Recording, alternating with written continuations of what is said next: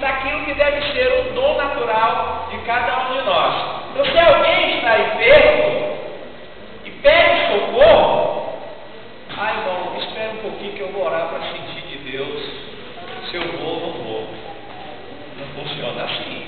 A gente tem que ter uma disposição natural para esse socorro, para esse auxílio, para essa ajuda. Amém? Vamos lá? Significa exortar e encorajar. Não queria ler todos esses não, para a gente ganhar tempo. Vamos ler só o de Atos 16:40. Ok? Então, encorajar. Então, alguém pode ler.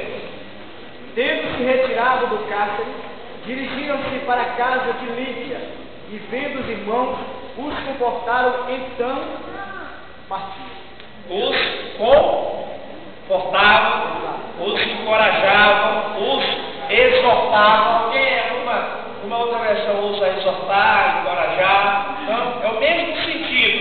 Então, estamos dando suporte, um sentido bíblico para a expressão exortação como um dom natural. Usar isso no dia a dia, no sentido de chamar ao lado, convocar para auxiliar, chamar para socorrer, encorajar. Então, não precisa estar falando em línguas para fazer isso.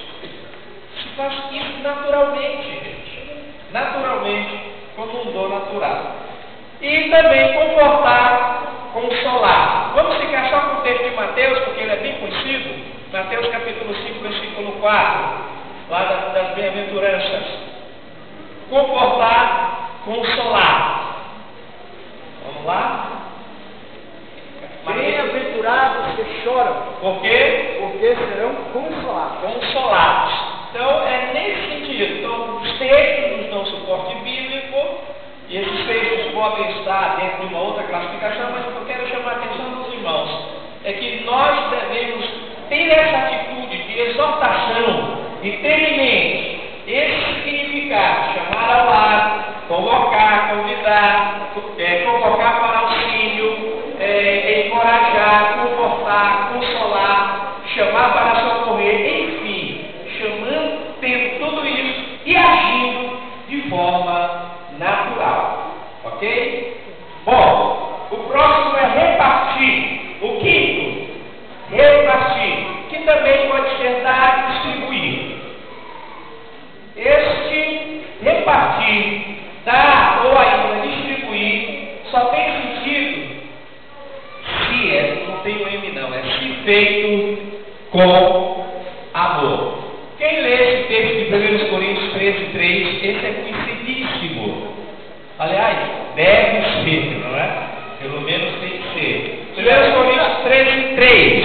E ainda que eu distribua todos os meus bens entre os pobres, e ainda que entregue meu próprio corpo para ser queimado, se não tiver amor, nada disso me aproveitará. Então aqui, repartir, irmãos, tem que ser um dom natural.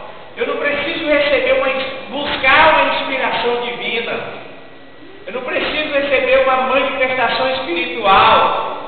Eu tenho que ter isso naturalmente na minha vida. Agora, quando nós nos convertemos a Cristo, parte do pressuposto que nós somos inundados ainda mais pelo amor de Deus. E esse dom, que já deve ser natural na nossa vida, ele se redimensiona ainda mais, toma mais sentido e significado. Então, o crente tem que ter o dom de repartir, o dom de dar, de distribuir, porque é uma lei da semeadura. Se ele existe naturalmente em nossas vidas, e nós somos envolvidos pela lei da semeadura, vai ser bênção em nossa vida. Agora, se não planta, não colhe, não tem jeito. E se isso não age naturalmente, pior, não vai ter espiritualmente. Porque vai viver aquela coisa: irmão, eu estou sentindo de Deus, irmão, tem que fazer pela fé, irmão, isso e aquilo. Não vai chegar a lugar nenhum. Então tem que agir naturalmente. Vejamos alguns suportes bíblicos para esse dom. Então, repartir foi uma prática comum da igreja primitiva. Atos capítulo 2, versículo 45. Vamos ler? Atos capítulo 2, versículo 45. Porque as irmãs também leem, irmãs. Vamos lá, minha gente. Vamos ler. Pode ler. Se vendiam sua propriedade e fazenda, e repartia com todos, segundo cada um havia direito. Necessidade, né? Conforme a necessidade de cada um. Há alguns pensamentos interpretativos sobre esse texto de Atos, capítulo 2, e principalmente capítulo 2 do livro de Atos, em relação a essa questão da ação comunitária da igreja primitiva, que diz que eles fizeram isso